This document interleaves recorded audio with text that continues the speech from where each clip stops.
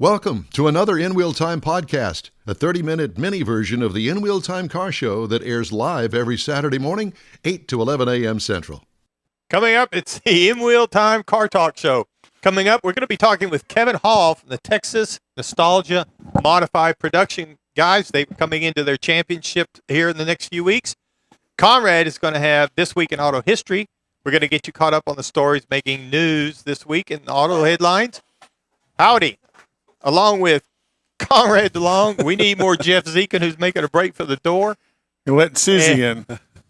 And we're going to be talking with Chief Engineer David Ainsley is here. Don's out for the day, so David's in here running the board, keeping things moving along quite nicely. Don's out to lunch. Yes, he is. As usual. So we're going to move right on in here and talk with Kevin about the Texas Nostalgia Modified Production. Kevin, how are you doing? How you doing, sir? We're doing good. We're doing really good. How's life on the clutch? Oh, man, it's great. So, you know what they say? Driving them automatics are like eating worms. Oh, God. I'm not sure I heard it put quite like that. They might go down smooth. Something like that. So anyway, Yeah. so let's start with a little bit about Nostalgia Modified Production. What are we talking about here? Well, in our rules, Mr. Mars, it's got to be a 79 or older car. You got to leave off the clutch. You got to shift it manually. They're all small block cars. Most of the guys are running anywhere from 292 cubic inch up to 331 cubic inch. Leaving the start line about 10,000 RPM, crossing the other end at between 10.5 and 11,000. Wow. And you're buzzing them things. Yes, sir. So what kind of cars are we talking about, that we can see if we come out here and watch? Yes, sir.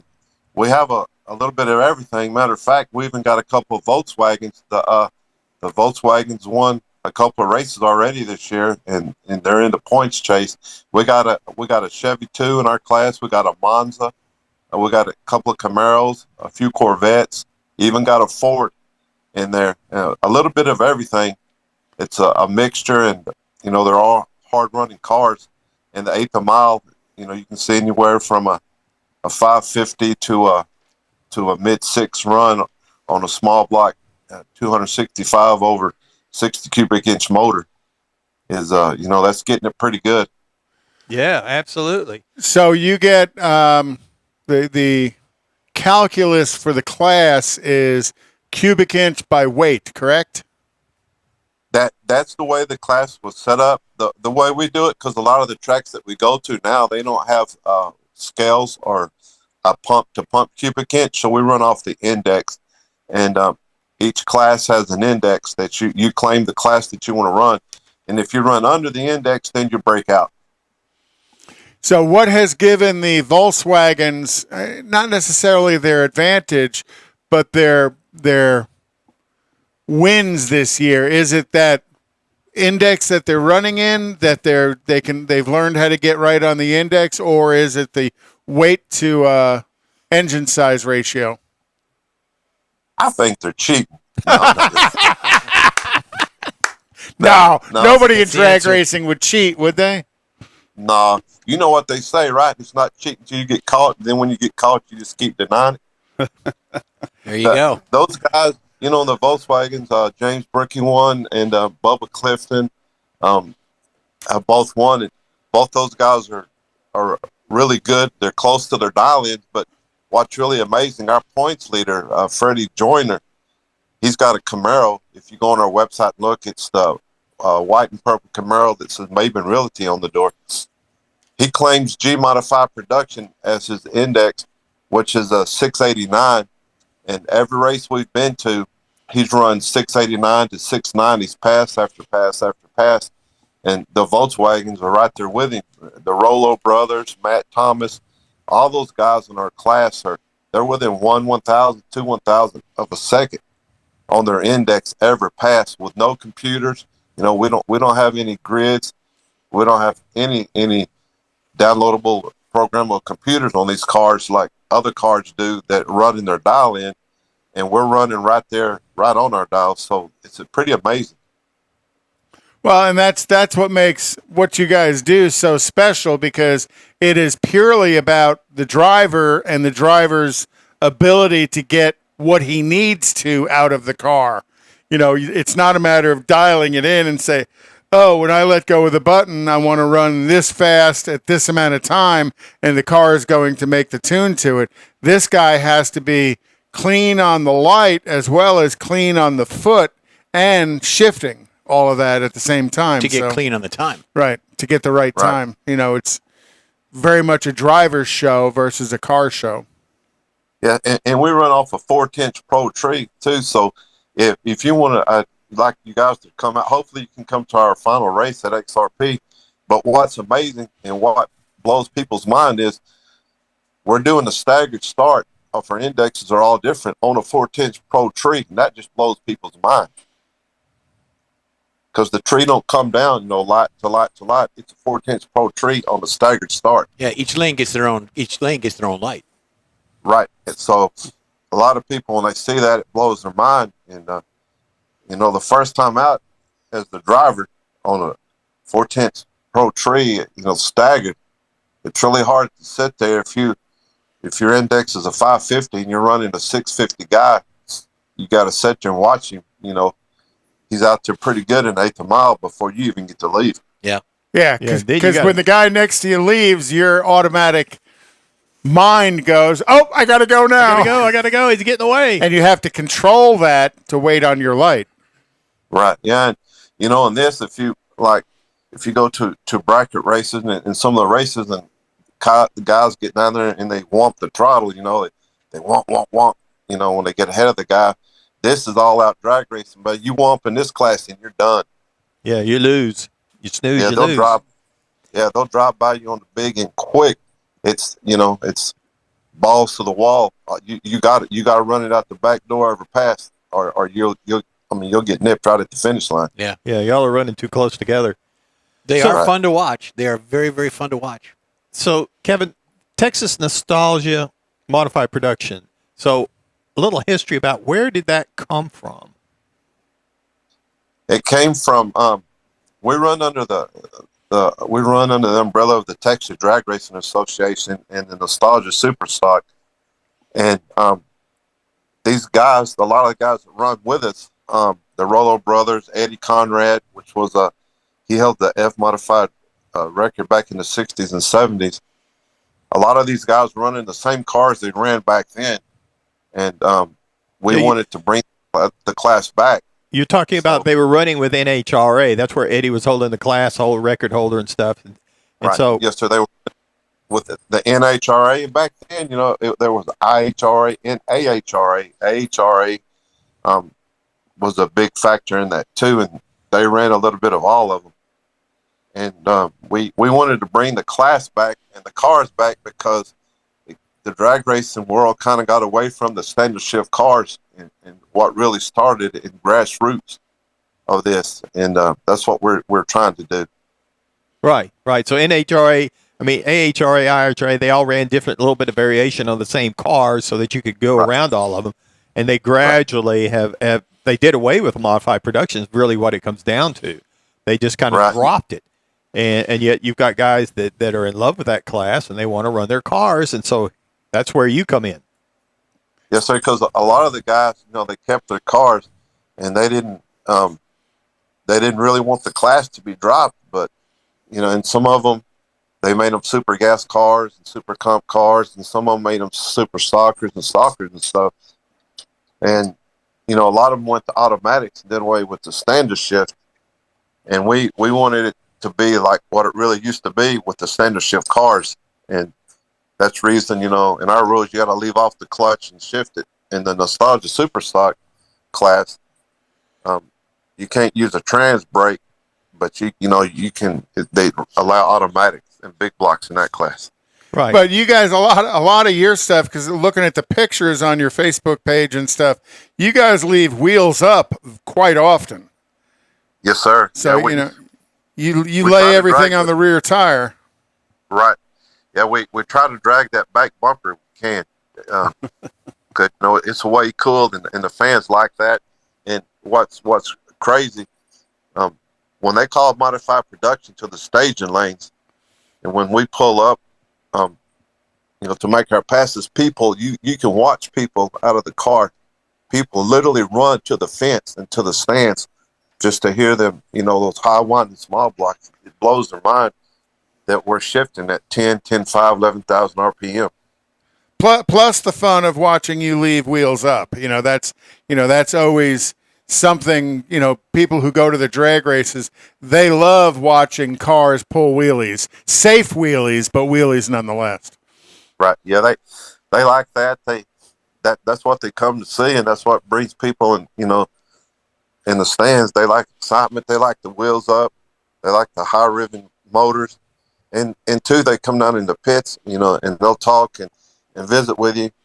And it really amazes them because, in the past, a lot of, drag racing went to automatics and computers and stuff. And to see standard shift cars, it brings them back, like in time. And that it brings even the younger kids, like the Fast and Furious top cars, the rice burners and stuff. Even they're getting into this stuff because it's way cool to them, Well, I think that's the thing. Like you say, you go through the pits. You can go up to a pro team, funny car, top fuel, whatever, and see, they're putting out 10,000 plus horsepower, and they've got all this stuff going on around there. And then, like you say, you can come over here to the modified production guys, and it's a lot more relatable. I can look under the hood, and yeah, you got a small block Chevy under there, and I understand basically what that is. I may not understand what all you've done to it, but I understand that, and I know how to shift a 4-speed. And it just, in this day and age, there's a lot of people that don't know how to do that anymore. No. Right. That's why they make automatics. It's and it's crazy that when they ask you the horsepower, and you got small blocks, 800-900 horsepower with a 292 cubic inch motor, that really blows their mind. Right. And the 8 to 10,000 RPM, just, you wind one up that tight, you just wait for it to come through the hood. Right. Yeah, or the bell housing to come to the floorboard, one or the other. One or the other. Yeah. Drop the drive shaft out in the middle of things. So right. The series we're talking about, so the season's winding down. You got one more race before the championship. Yes, sir. We have Wichita Falls is going to be on the 16th of September, and then we go to XRP in Ferris, Texas, is our final points race. And the points right now are really, really close. Freddie Joyner is in first place. Gary Rollo's in second. There's about 32 points that separates them. And then the Volkswagen, the pesky little Volkswagen, he's in third place. He keeps hovering around. And Matt Thomas in his 56 Corvette, and Larry Rollo. The top five, any one of those, the top five can win the championship. And Roy Robinson, he's on the class sponsor. He's paying the top three in points. He's from Performance Drywall. He's put up the money for the top three. So those guys are, not only bragging rights online, but they're running for a little extra money put up by one of our good sponsors. Okay, so you got the one more race, and you got 5 guys that are within range of being number one in the points going into the championship. So the number one, what are they really vying for? What does that get them when you get to the championship race? If they win the championship, there's points fund money put up, and there's some other stuff that's been donated from other companies and stuff. And we're trying to work a deal with the tracks to where the winner will get a gold card, which they will get in free at every race. Wow. Oh, that always helps. All they have to do is pay their entry fee, but their pit admission and stuff will get in. And we're trying to work it to where the each race their pit pass is paid, and their entry fee will be paid with that gold card. Oh yeah. Well, what a perk that is. Yeah, because the entry fee is $150 a race. So if you can race the whole weekend, without having to pay entry fee and to get in, that helps. Yeah, it's a couple $100 there. So Right. Kevin, so people want to know more about the upcoming races. Where do they go? Where can they find out the information? You can go on the on Facebook. You can go to Texas Nostalgia Modified Production. We have a page there. You can also go to Texas Drag Racing Association, the TDRA. Watch the TDRA and the Nostalgia Superstock guys. They're racing this week in Ardmore, Oklahoma. The modified guys, we're still on a little vacation because we're all a little older, and that heat kind of messes with us. And we had some other stuff. Some of our racers, this week is the big go in Indy. Right. Some of our went to Indy, and some of them are in Alaska on a cruise or vacation. Or I think let's go with everybody's gone to Indy. We don't need to talk about how old we're getting or anything like that. Everybody's up there at Indy drag racing, getting psyched up. There you go. Yeah, they're getting psyched up, and our points leader, Freddie Joyner, he not trying to stir the pot or anything, but I was speaking to him the other day, and he said if they want this, they're gonna have to come get it. There you go. It's like anything else. Texas, you want it? Yep. Come and take it. So listen, Yeah. Kevin. So it's just to make clear, it's a Texas Nostalgia, not nostalgic, but Texas Nostalgia Modified Production. Yes, sir. All right. So be sure and check it out. We got a big race coming up. Then they got the championship coming up behind that. And Kevin, I'm sure we'll be talking to you again. And we appreciate you taking the time to join us on Saturday morning. Yes, sir. You guys come see us. We'll We're do gonna it. try to, sir. You bet. Thank you very much. Thank you. All right. That was really You good. you want to see some old school drag racing? That's the place to be. That's Yep. right. It is. Take it off the street and take it there. So, so let's do this week in automotive history and get Got this you in. ready. Got it ready. So, in this week in 1910 was the beginning of the Yellow Cab Company. Everybody knows what a yellow cab is. Well, it's been around since 1910. So what's that? 113 years they've been around. Yeah, something like that. Pretty cool, and I'm from New York, so that's kind of where they landed. Actually, they originated in Chicago and then ended up moving to New York. In 1902 this week, Cadillac is formed. I always got to do a caddy thing for Jeff. Hey, thank you. Cadillac Automobile Company was formed by Henry Leland, You bet. former financial partner of Henry Ford. After a failed attempt at establishing the Henry Ford Company, Henry Leland quickly developed America's premier luxury car automakers. And then Henry Leland ended up leaving Cadillac and founded Lincoln. And that's actually a picture of a V. It's a Cadillac V. That's a V That's series? a V series. Okay. In 1945, the last Cadillac tank, I'm going to argue this because I thought most of the Cadillacs through the early 60s were tanks. Yeah. But You know what? Cadillac, You're welcome. during the World War II, Cadillac was building tanks for the armed forces. And they built their last one in 1945, shortly after Japan announced its surrender. And the reason Cadillac was building tanks, because people don't really realize that a lot of those tanks had a Cadillac engine in them because they wanted that dependability and durability. In 1967, AMC throws a Javelin into the pony car market. And if you remember the pony cars, 64 and a half, Ford releases the Mustang with the long hood and the short deck. Well, AMC, and then 67 Camaro was released by Chevrolet. So in 67, AMC released the Javelin, which didn't come out until 1968. And that would help AMC shed its commuter car appearance as it jumped into the pony car market with the Javelin, and then followed not too shortly thereafter by the AMX, which was a two-seat Javelin. In 1985, the Yugo goes on sale in the United States. And you know why they called it a Yugo, right? Yugo called the record, I'll wait here with the car. Ching. In 1979, AMC releases the Eagle.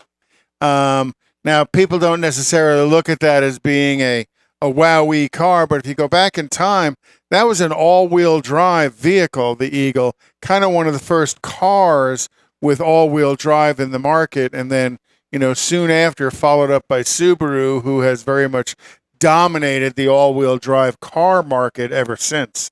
But Eagle was, in my opinion, kind of quite a bit ahead of its time. I'm old enough. Yeah, I do. I remember that. Yeah. All right. So that's this week in auto history. Thank you, Conrad. I've got more automotive news. Because I am the international correspondent, this comes from Tokyo. A malfunction that shut down all Toyota Motor Company plants in Japan on Tuesday happened during an update of the automaker's parts ordering system.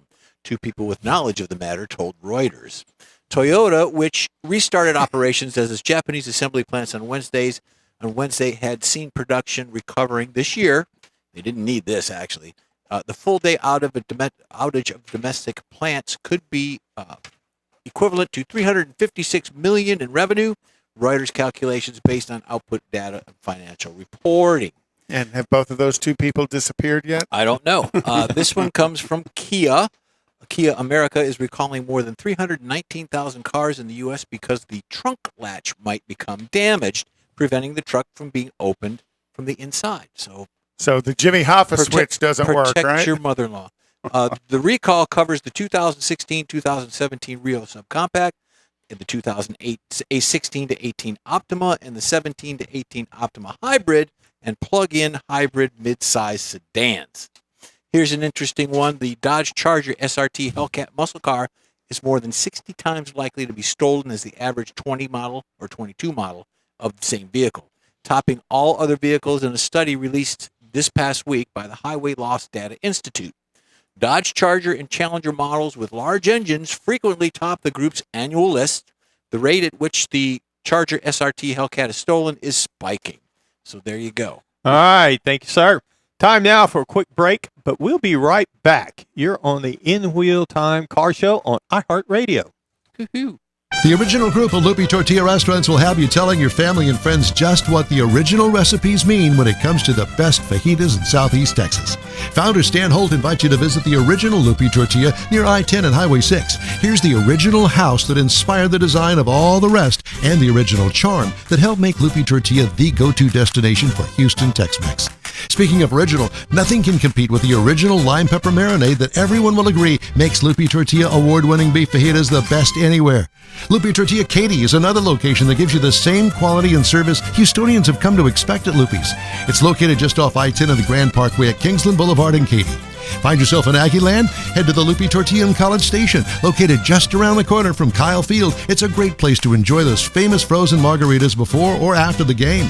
Headed east to Louisiana, stop in at the Lupi Tortilla in Beaumont. It too's on I-10. You can't miss it. The original group of Lupi Tortilla restaurants invites you in for the best Tex-Mex anywhere. You own a car you love. Well, why not let Gulf Coast Auto Shield protect it? Houstonian John Gray invites you to his state-of-the-art facility to introduce you to his specialist team of auto enthusiasts. We promise you'll be impressed. Whether you're looking to massage your original paint to a like-new appearance, apply a ceramic coating, install a paint protection film, nano-ceramic window tint, or new windshield protection called ExoShield, Gulf Coast Auto Shield is where Houston's car people go. Curbed your wheels? Instead of buying new, why not have them repaired? How about a professionally installed radar detector? Gulf Coast Auto Shield does that too. Get a peek inside the shop and look at the services offered by getting online and heading to gcautoshield.com. Better yet, stop by their facility at 11275 South Sam Houston Tollway, just south of the Southwest Freeway, and get a personal tour. Gulf Coast Auto Shield is your place to go for all things exterior. Call them today, 832-930-5655 or gcautoshield.com. The award-winning In-Wheel Time Car Talk Show is available on the most popular podcast channels out there in 30-minute episodes. We realize our 3-hour live show can be difficult to catch in its entirety, so now you can listen every day to a convenient, fresh 30-minute episode. Check us out on Apple Podcasts, Spotify, Google Podcasts, Amazon Music, and Audible, along with a dozen more. In-Wheel Time has the most informative automotive guest interviews and new car reviews, along with popular features including Conrad's Car Clinic and This Week in Auto History, along with automotive news headlines. Our live broadcast airs every Saturday, 8 to 11 Central on InWheelTime.com, the iHeart app, and on YouTube. Be sure to say hello when we're broadcasting from the Tailpipes and Tacos Cruise Inn, Autorama, and the Houston Auto Show, among others.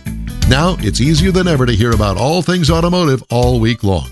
You're invited to join fellow car enthusiasts in becoming part of the ever-growing In-Wheel Time Car Talk family. Don't forget those 30-minute podcast episodes on your favorite podcast channel. All right. Woohoo. Well, we want to thank everybody for showing up today and watching. We appreciate you giving us a little bit of your time on Saturday mornings. Don will be back next week, so we have somebody else to blame. Thanks for the warning. Yeah, we're going to blame him for everything today. Actually, I want to thank David for coming in. Very and much so, helping David. out. Sir. Thank you very much, David. Hey, glad to Angley. be here. We don't get to see you over here too often. Yep. A lot of remotes and stuff going on, but you're always welcome. True. And, Coming up. and David knows how to push our buttons. Yep. Yeah. But We coming up, speaking of remotes, Woody's is coming up the end of September. And then End of we'll September. be at Autorama Thanksgiving weekend. Again, we'll be there for those 3 days and Nice. doing our broadcast from there on Saturday. And then we're looking forward to the Houston Auto Show in January. And then in a few weeks, we're going to have Bobby Sparkman back on from the Texas Hot Rod Tour of Texas. Hot Rod Tour of Texas. And get an update. He's already got the dates out for that. Cool. But we're going to get an idea. They've been out cruising around trying to figure out exactly the new route. where they're gonna paths, go. new Yeah, locations. trying to figure all yeah. that stuff. So we'll get an update on that and see if we can work out something to where, Bet you he has some merch to sell, too. yeah. We had a big time last year. and Great hopefully time. we can work out something where we can do it again this year. And the That'd be in-wheel cool. time ladies auxiliary had fun too. In wheel time, ladies. Ladies auxiliary, yeah. They had Yeah. fun. Don was part of that, right? Like, I think he was. He was the leader of the band over there. Good deal. Very Yep. good. So, tell you what, let's take a quick break and we'll be Well, right back. You're on, No, what? there's No. no break. Already loaded a break. There's no break. We did a already break. did the break. We just We closed. just The came out of the close. break, Mike. Yeah. We're okay. We're good. Let me turn the page. We're reading I'm Don- going to be Don. I'm we're going reading to turn the Don's page notes. now. Have some coffee, Mike. I don't drink coffee. Oh, well, maybe you need to start. Surprise. Yeah, that's my problem. There's huh? always crack. All right, well, let's wrap this bad Have boy up. a gummy. Have a gummy. All right, we're going to hear Don again in all of his glory. So here There we you go. Do it. Push the button. Thank you, Don. Well, that's it for this week's In Wheel Time Car Talk Show. When you're online, follow us on Facebook, give us a like, tell your friends about us, and share our junk if you would, please. We promise to keep you posted on all things automotive all week long, including new car reviews, upcoming events, cruise-ins, racing events, car, truck, and SUV goodies as well. You can find the In Wheel Time Car Talk Show 24/7 on the iHeartRadio app and our live video stream on Facebook, YouTube, and InWheelTime.com every Saturday, 8 to 11 Central. Daily 30-minute podcasts are available on your favorite podcast channel. The In-Wheel Time Chief Engineer is David Ainsley. Our Marketing Advertising Advisor and Video Technical Director is We Need More Jeff Zekin. For Booking Agent and Zoom Dabbler, Mike Mars. Mr. Know-It-All, his royalty, King Conrad DeLong. This is Don Armstrong speaking. Please join us for our next show, another award-winning production of the In-Wheel Time Car Talk Show, Saturday, September 9th, 2023, on all of our In-Wheel Time Car Talk outlets, right here on the Smoke and Mirrors Network, 8 to 11 a.m. Central Time. Have a great weekend, stay cool, and we'll see you then.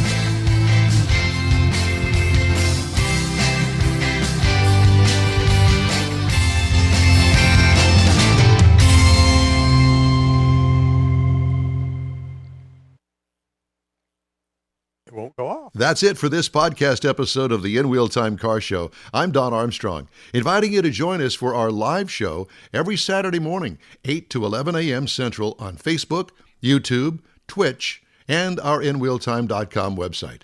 Podcasts are available on Apple Podcasts, Spotify, Stitcher, iHeart Podcast, Podcast Addict, TuneIn, Pandora,